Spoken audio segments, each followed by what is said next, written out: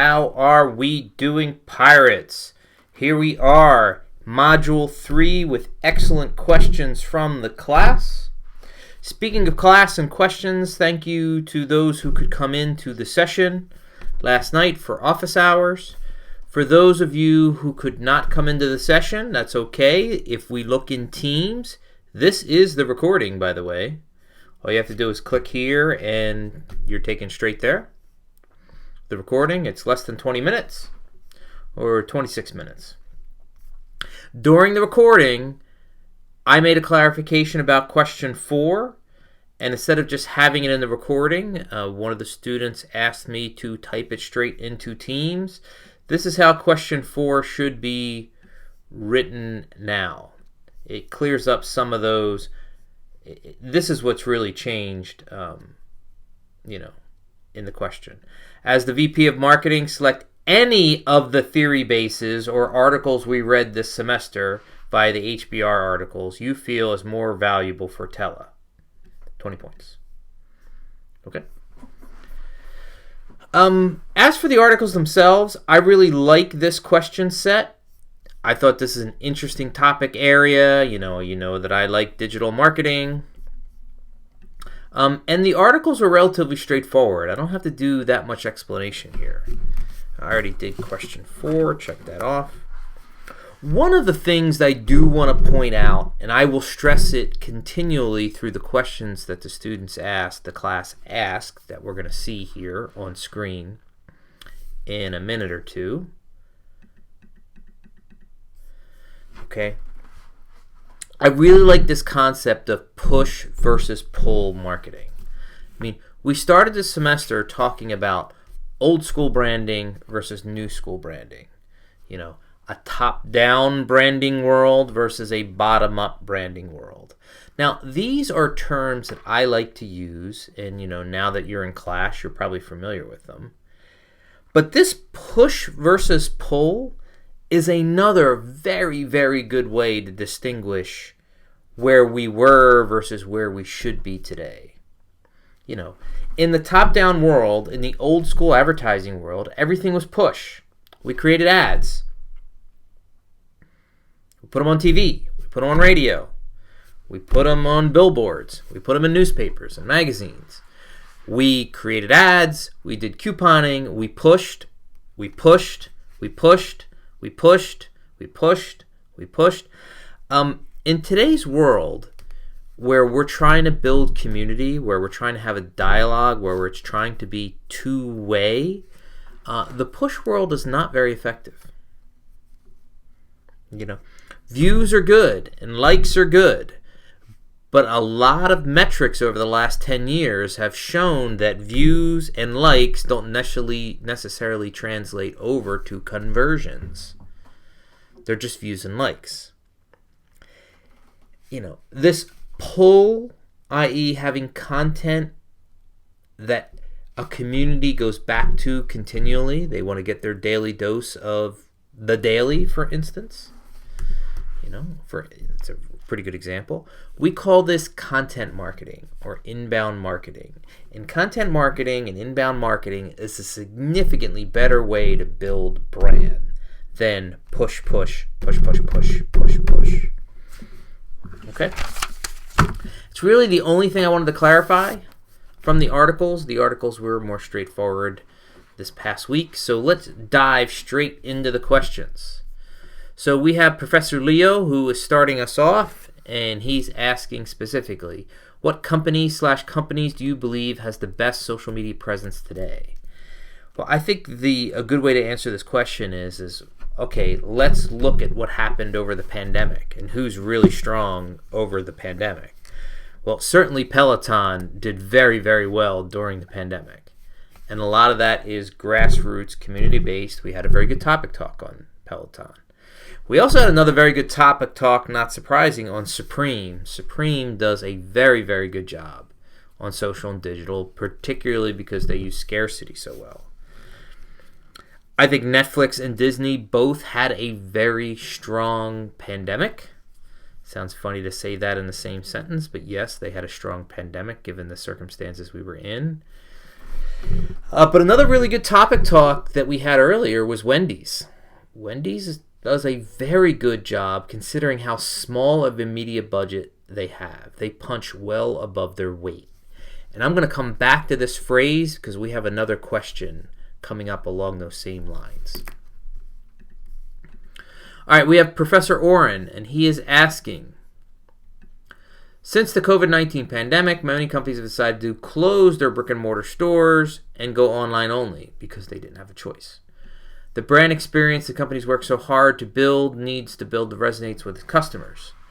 Some customers don't even walk into stores any longer. Actually, they didn't walk into stores prior to the pandemic either. Technology is not cheap. Building a solid website, putting together social media marketing is not a small cost.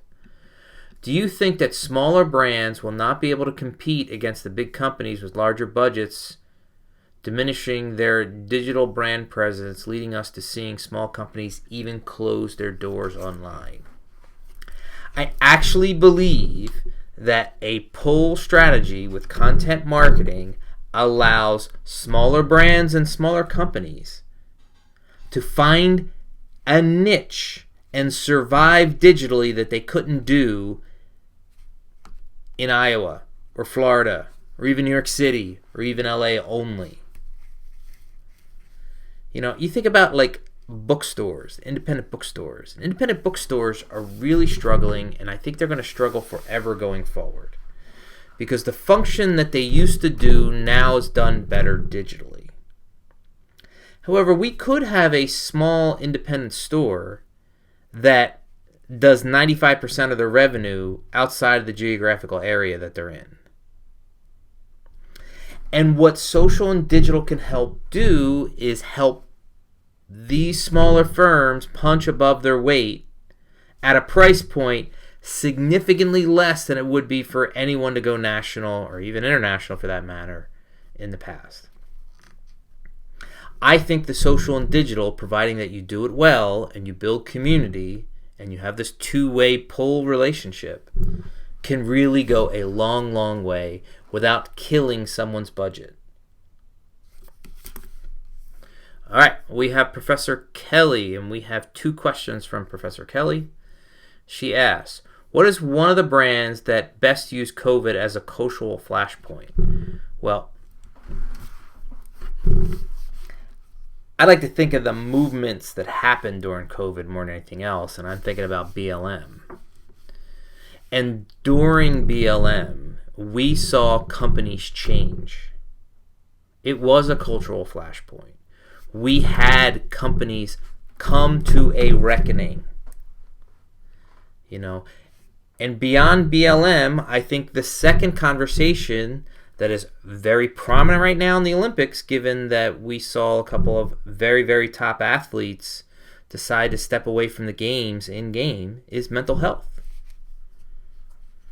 You know, prior to COVID, there was not a strong mental health conversation here in the United States. Prior to COVID, there was a non-unified BLM conversation here in the United States. I think both of these conversations were ignited significantly by a community and a crowd during COVID. As it's becoming more clear that a company must have a strong digital brand, why do we still receive so much junk snail mail? Oof. Tough question. Tough question because, A, not enough people realize that we're out of this push world, and they're doing what they know, even though they know it's not as effective as it was 10 years ago.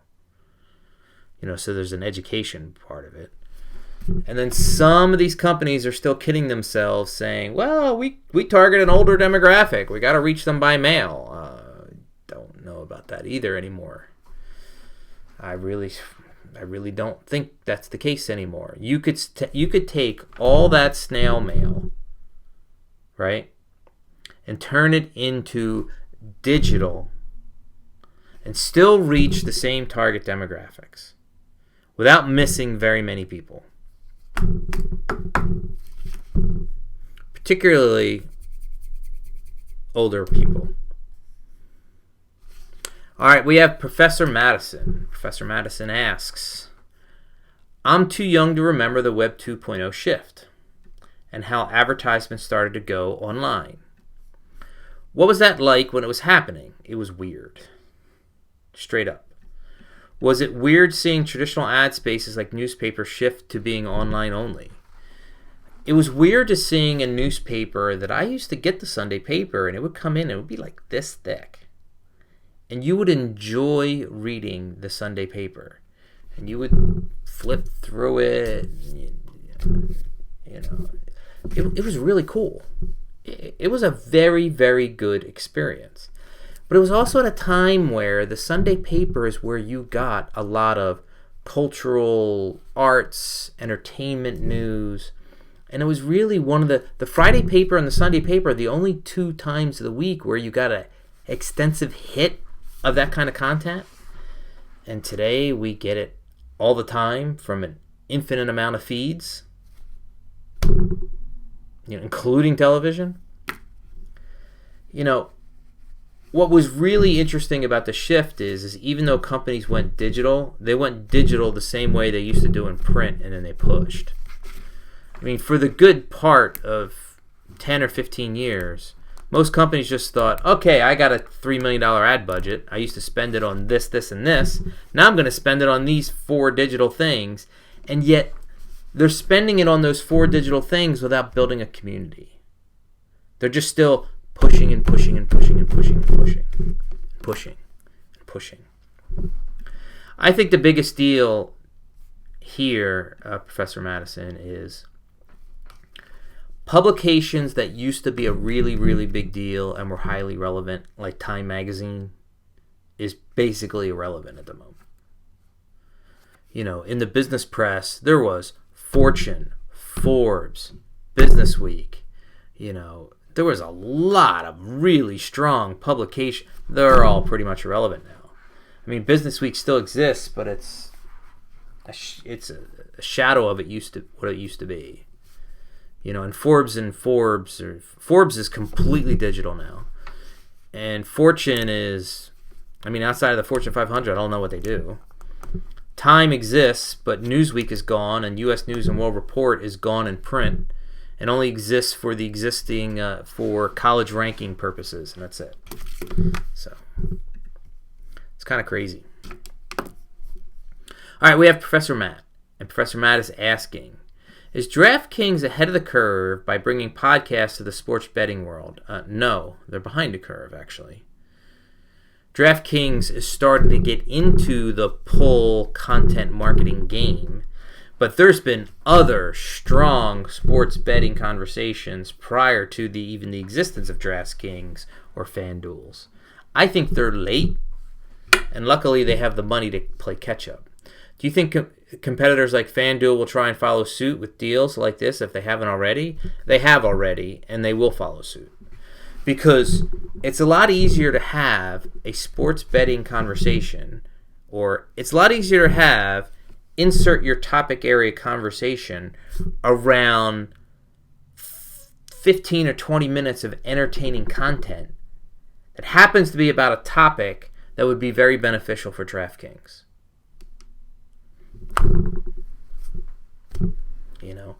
That is significantly better than any push ad that they could create, either digitally or in straight analog mediums like television.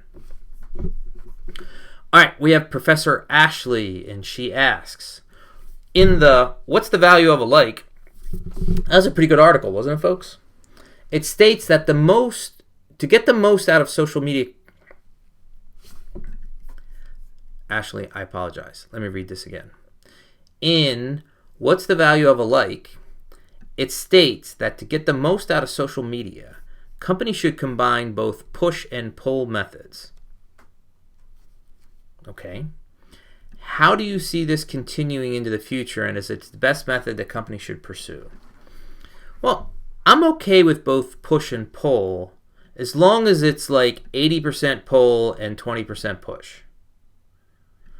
At the very least, 2/3 pull and 1/3 push.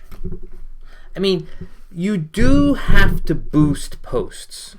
And it is good to boost posts, making it more of a push. But I always tell brands and companies and people that I'm talking to and consulting with, you shouldn't push and or boost just anything.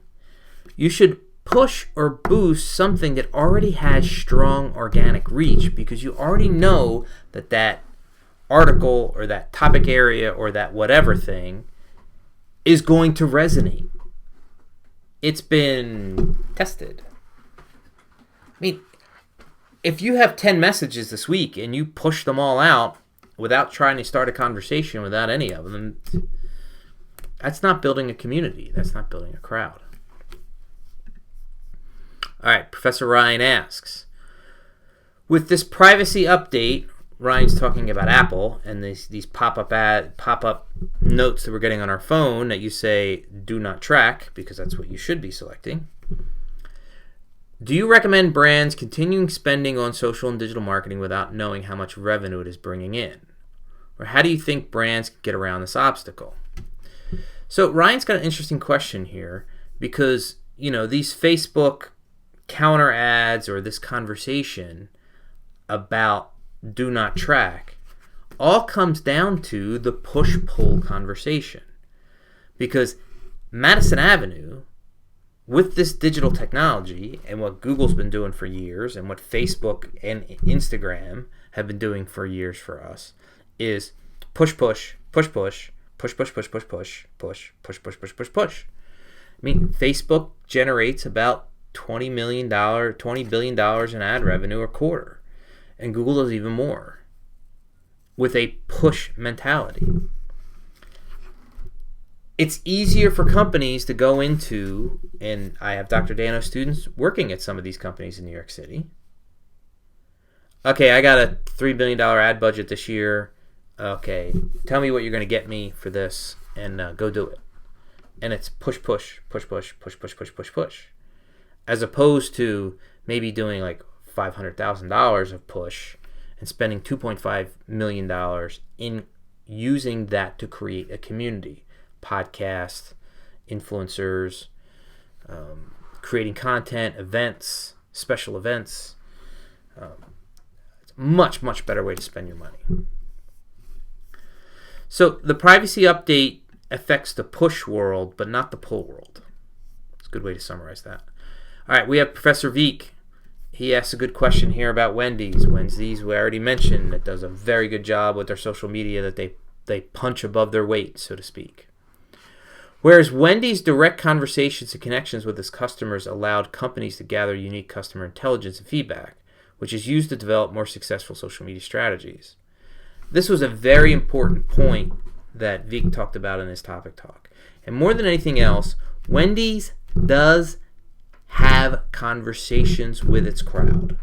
Wendy's does bring its customers in and have a dialogue with them. More than anything else, they're entertaining and they're having fun and they're poking fun at like large players above their heads. But if you think about a fast food company, you could actually go to Wendy's Twitter handle and scroll through and actually enjoy it for 2, 3, 4, 5 minutes. Good luck doing that with McDonald's. Burger King every so often has some shock stuff in there, but they're not as consistent. Subway, you'll fall asleep. You totally will. All right, we have Professor Megan. She asks a couple questions. She had a good topic talk with regards to Twitter and the Olympics. Aside from Twitter, what social media platforms do you think would provide a good partner for an event as widely renowned as the Olympics? Now, regardless, Megan, if we're talking about the Olympics or not, what we should be talking about is real time. Okay? What Twitter is really good at is being almost in real time. It is probably one of the closest of all the social platforms to real time. You tend to watch a major event, and you tend to do that on Twitter more than anything else. Like, those conversations don't happen as much in Instagram, nearly. Not in Snap. It's more of a chatting platform. Not in Facebook. You know, those conversations happen in those platforms not in real time or close to real time, i.e. less than 1 minute from it actually happening. Like this morning, I was watching the U.S. women's national team suffering this morning as they go down a goal, go up 2 goals, goes level, Netherlands scores, and then this crazy overtime, and then penalty kicks. Well, as far as social platforms, Twitter is so much in real time, or almost as close to real time as you can get. It's perfect for those kinds of experiences, regardless of whether the Olympics or not. The only other platform that is pretty good at this is Twitch.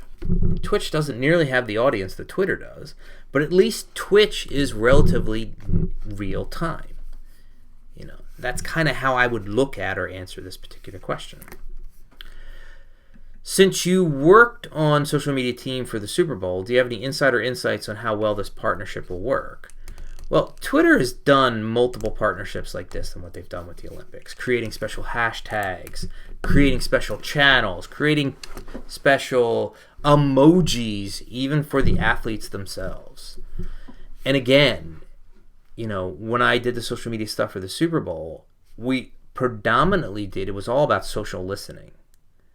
You know, we were the world's largest digital concierge desk. Well, I think that's probably a pretty good metaphor what a lot of companies should be doing with their social and digital handles in a pull world. You're reacting to the crowd just as much as you're creating content for the crowd. It's what Wendy's does really well. So, I think I kind of already answered this. I think it will work really well because of how quickly the Twitter platform reacts and how quickly that Twitter will provide special things for the Oscars or the Super Bowl or the Olympics or big live in-person real-time events. The elections, for instance, that we experienced, you know, a year or so ago. All right, we have Professor Erin, and she asks, do you think the government should try a new marketing strategy to keep increasing the vaccination rates? Erin's topic talk specifically related to how within the last month we've had a lot of celebrities come out and endorse vaccinations. Particularly, we had Olivia Rodrigo doing all kinds of stuff on Instagram with Joe Biden in the White House. You know, given the need that we have here in the United States, I am fully in favor of this celebrity endorsement, whatever you want to call it, strategy. I think it should continue, and I think the government should do everything that they possibly can because of how important it is for vaccinations, because it prevents something like Delta getting out of control, which currently it's pretty much out of control. And now they're talking about us wearing masks again on campus when we come back in the fall.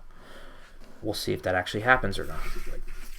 The fact that they're having the conversation again makes me a little nervous.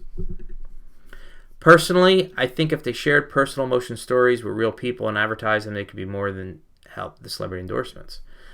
I think personal and emotional stories, I think the celebrity endorsements, I think the celebrities creating posts. I mean, you can't get a better influencer than having someone like an Obama or a Beyonce or someone to that level saying, hey, be safe, protect your family, get the vaccine. All right, we have Professor Kelsey, and she asks, which platforms are the best for brands to have a presence on? Does it depend on the type of brand? I think this is a very good question, and I would just like to tweak it a little bit. I wouldn't say what platforms are the best for brands. I would say go to the platforms where your crowd already is.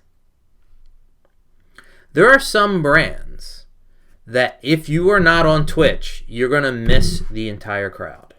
If you're not on Reddit, you're going to miss the entire crowd. But there are some brands that, you know something, you'll do perfectly fine on Facebook. Or you'll do perfectly fine on Instagram. It's like when we were younger, certain department stores had a vibe, or certain stores had a vibe or a presence, and you would go into this store for this or this store for that. And you were okay if there were 10 different stores out there and you frequented maybe 3 the most because of the different vibes that you liked. It's kind of the metaphor that I want to bring here. There are certain times where Twitter would be really bad for your brand. Now, it's also a function of what you want to accomplish for your brand. I don't think brands should do the same thing on every platform.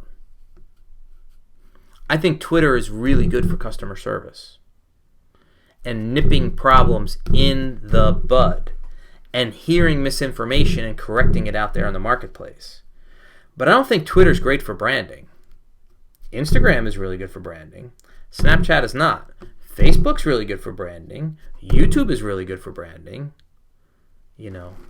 Because you have the ability with the tools and uniqueness of the platform. And plus, Facebook isn't real time, where you might go back into your feed for Facebook, or things might get pushed up in your feed for Facebook. But with Twitter, if it happened an hour ago within your feed, you're not going to go back to it. I mean, anything that's more than 15 minutes old in your feed on Twitter, you're like, whatever. It didn't happen, or you didn't see it, and you don't care. Twitter's not email, where you got to read all your email. All right, we have Professor Shannon. What is your opinion on this removal from social media? So we're talking about cancer culture here, right? No, that's actually Sam's topic talk. Shannon, what is your opinion about the removal from social media? Shannon's topic talk was the luxury Italian brand who decided to kill all their social handles and leave the conversation. I personally think this is Cocoa for Cocoa Puffs, or Cuckoo for Cocoa Puffs, or whatever we want to say there. They're going to be talking about you anyway. So you want to remove yourself from the conversation? I can see if they understand that they don't have the money to do it well or the skill set to do it well. But the idea that, okay, I'm going to ignore the ongoing conversation in social media and I'm just going to think that whatever I put out in the world in terms of my designs or my fashion lines or whatever I'm going to do, that my crowd is going to be okay with it? No. I'm not a fan of this idea. I would highly recommend against it.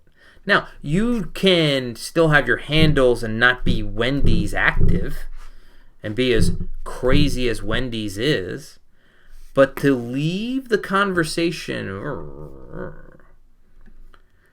that's a top-down move. That's basically them saying, let them do whatever they want. We're not part of that because that's not who we are. Well, your company's not going to survive. A smaller company like a Supreme is going to run circles around you. As more social media companies crop up, can companies survive on word-of-mouth marketing? Well, word-of-mouth marketing is everything now, especially in a pull world, especially in a content-created world. It's almost all word-of-mouth. It's pretty much all word-of-mouth. In the past, it was probably 90-10. Push, advertising, 10% word-of-mouth. But given the digital technologies we have and how much we pay attention to social and digital, I think it's about 90% word of mouth, including viral posts and influencers and stuff that we say on our own feeds. I mean, I gave you guys a sugarcane Coca-Cola ad last week. Is there anything better than that from a word of mouth marketing standpoint? I at least made you curious about it. Who knows if any of you tried to hunt one down or not, but it's a wonderful rum and Coke drink. I'm just saying. It's a Friday. Think about it. All right, Sam's going to wrap us up here. His question is, when will cancer culture become irrelevant? I don't think anytime soon, Sam. Personally, I've already discounted any bad press on the airline industry because they all have their bad days. I think the bad press cycle in this hyper environment that we live in, that a bad news cycle is about 100% less in length and intensity than it used to be 10 years ago. If you made a misstep, like right now, the baby's having a bad week. Okay, he stepped in it like 5 different ways, including today. All right, now he's having a bad week. He's having a couple bad days. A month from now, everybody could forget about it. 10 years ago, oh, he'd be done. His contract probably would have been pulled already. You know, the bad press life cycle is significantly smaller. And even when someone gets canceled or someone's negative, it doesn't last, or it's not as impactful as it used to be. At first, I used to think that how could they, but then you see all of them and they have some issues. Cancel culture has normalized poor performance in the airline industry for me, and I can't see it impacting their brands. Will this happen in other areas? Well, we can say that if there's too much chatter without a clear, definitive storyline, it washes out. If some people are calling for cancel, other people are not, and then there's ambiguity here and there, it doesn't help with brand definition, but it won't kill a brand, at least not quickly. It could happen over time if you continually behave badly, if you continually having event after event after event after event after event after event, to the point where when anyone does a search or when everyone hears word of mouth about your company, it tends to be on the negative side. So that's where my head's at with this, Sam. All right, folks. I really appreciate the questions. I enjoy the questions. If you have any additional questions, please hit me up on Teams or emails. If you want to have a phone conversation, you let me know, okay? Thank you for your time. Thank you for your energy. Have a wonderful weekend. I will see you all digitally next week.